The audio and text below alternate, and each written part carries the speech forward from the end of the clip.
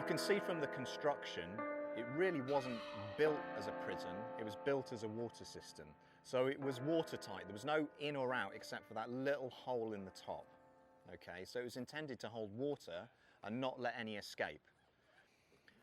So can you imagine the situation of being imprisoned? You get dropped down into this hole, there's no windows, no natural light, no nothing. What that feeling must have been like. And another point that's worth making is the fact that prisons weren't common. There's a reason there was only one prison in the city. Because the concept of imprisonment really wasn't a common punishment for criminals or anything like that. If you got caught stealing, typically, if you got caught stealing with the right hand, you get the right hand chopped off. If you were of a particular social order, punishment for crime was different if you were a lower social order. And so criminals, whether it be sort of slaves or people sort of brought in from overseas, imprisonment just wasn't a thing. You'd have either been killed, probably in a very public fashion in order to make it clear. Remember, crucifixion wasn't something that exclusively happened in Israel with Jesus. Crucifixion was a common Roman method of killing. It was very public, very painful, and intended to make a statement to everybody else around. Okay? So crucifixion was a common method of killing.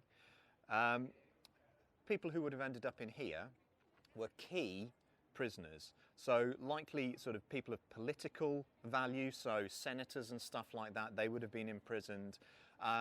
Rulers or kings from conquered nations who were being brought back, they wouldn't have immediately been killed either, they'd have been imprisoned.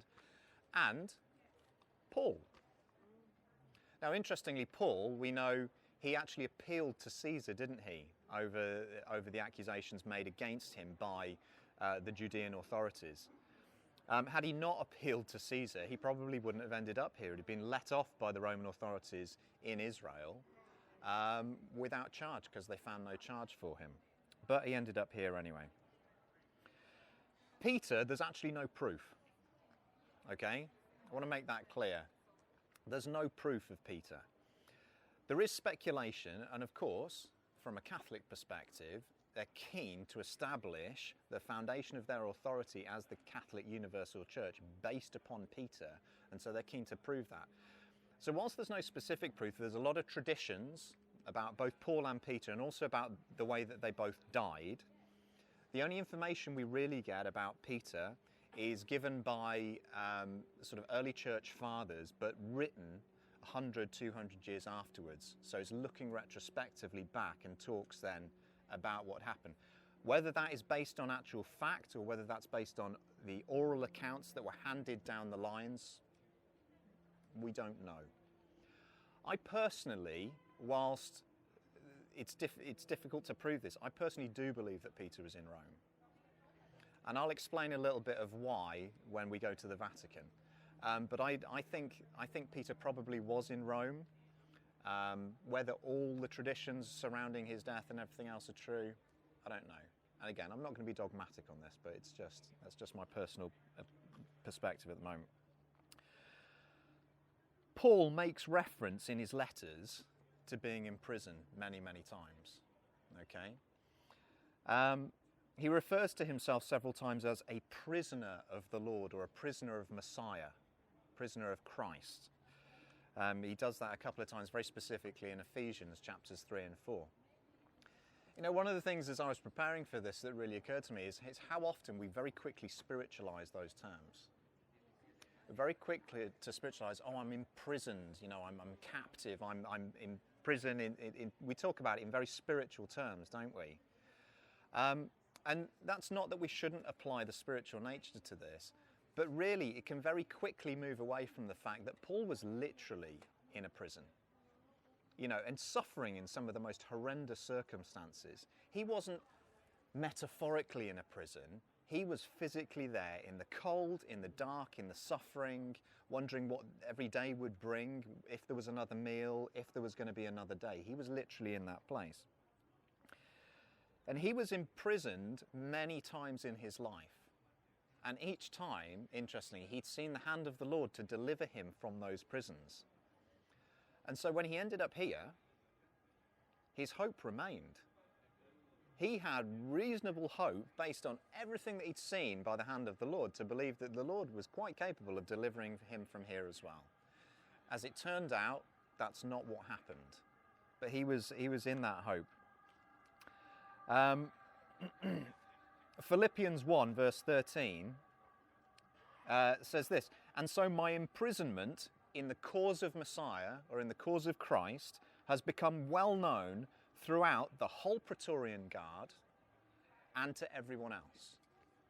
Now, for those of you who may not be aware, the Praetorians were the elite of the Roman soldiers, and they were specifically appointed. They were sort of the special forces guys who acted like bodyguards to guard the political and leaders, the emperors, and all those guys. And they also were the ones that therefore watched over high-value prisoners.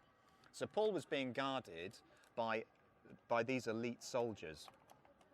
It's likely that that was taking place in his house, which we will see tomorrow, but they're also the guys who are going to have administered, in part, the security around a prison like this. Tradition places Paul's execution as likely during the reign of Emperor Nero, who really didn't like Christians at all. So we're talking about 64 AD. The exact date is unknown, but tradition states that he was beheaded. And tradition also states that when he was beheaded, his head bounced 3 times, and at the location of each bounce, a spring of water came up. So there is now the Trefontaine, or the 3 fountains on the site of that location. I haven't put it in the programme. I hope that doesn't disappoint anyone. If you want to find it on your maps and go for a walk, you're welcome to do that. That's no problem at all. I'm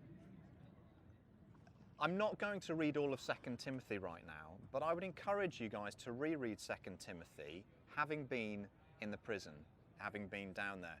Because if you consider that he was most likely in that place when he wrote 2 Timothy, you might start to read it with new eyes. A couple of things that stood out for me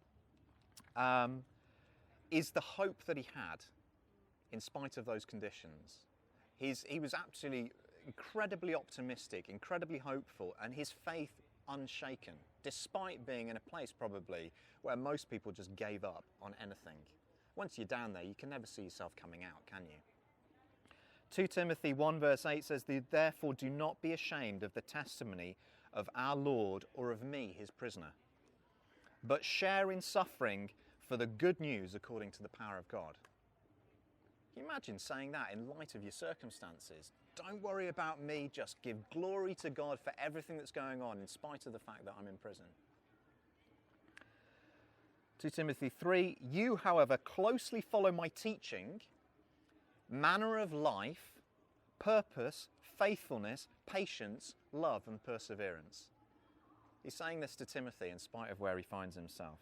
"As well as the persecutions and sufferings that happened to me in Antioch, Iconium, and Lystra, what persecutions I endured, and the Lord rescued me from them all." He continues to have hope in the face of the most bleak situation. It should be inspirational to us. "All who desire to live a godly life in Messiah Yeshua will be persecuted, but evil men and impostors will go from bad to worse, deceiving and being deceived." We need to sit up and listen to that in this day for our lives now, don't we?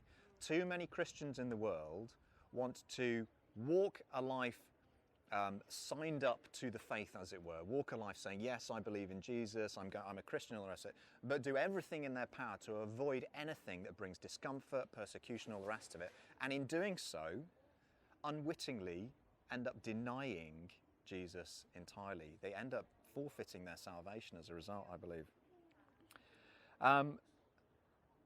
Paul's final words, picture the scene of him under lamplight, all the rest of it, in that cold, damp, wet, suffering, half-starved, all the rest of it. This is the final words that we have recorded of Paul in that condition. "I solemnly charge you, Timothy, in the presence of God and Messiah Yeshua, who is about to judge the living and the dead at his appearing in his kingdom, proclaim the word. Be ready when it is convenient or inconvenient, Confront, rebuke, encourage with complete patience and instruction. For the time will come when they will not put up with sound instruction, but they will pile up for themselves teachers in keeping with their own desires to have their ears tickled.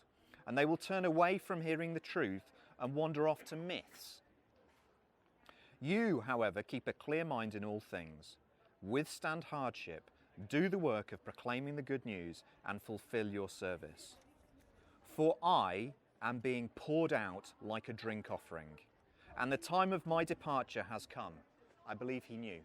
In spite of the hope, I believe he knew that this was it.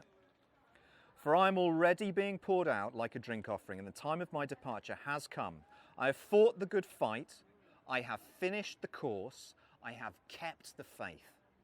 In the future, there is reserved for me a crown of righteousness, which the Lord, the righteous judge, will award to me on that day, and not to me only, but also to everyone who has longed for his appearing.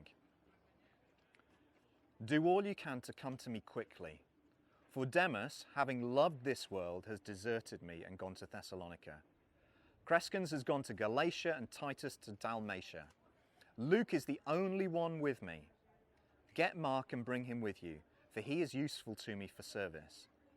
I have sent Tychicus to Ephesus. When you come, bring the cloak which I left with Carpus in Troas, along with the scrolls and especially the parchments. How welcome would a cloak be whilst you were down there? Alexander the coppersmith did me much harm. The Lord will repay him according to his deeds. Be on guard against him too, for he vehemently opposes our message. At my defence, no one stood by me. Instead, they all deserted me. May it not be counted against them. But the Lord stood by me and strengthened me, so that through me the message might be proclaimed in full measure, and all the nations might hear. And I was rescued from the lion's mouth. The Lord will rescue me from every evil deed and will deliver me safely into his heavenly kingdom. To him be the glory forever and ever. Amen. Greet Prisca and Aquila and the household of Onesiphorus. Erastus stayed in Corinth, and I left Trophimus sick in Miletus. Do all you can to come before winter. You'd want him to come before winter, wouldn't you? Eubulus sends you greetings, as do Pudens, Linus, Claudia, and all the brothers and sisters. The Lord be with your spirit. Grace be with you. Imagine that as your last words, last record words. In spite of the circumstances, the compassion with which he's writing. Yeah, he warns at one point, doesn't he? But it's very much out of a heart of love.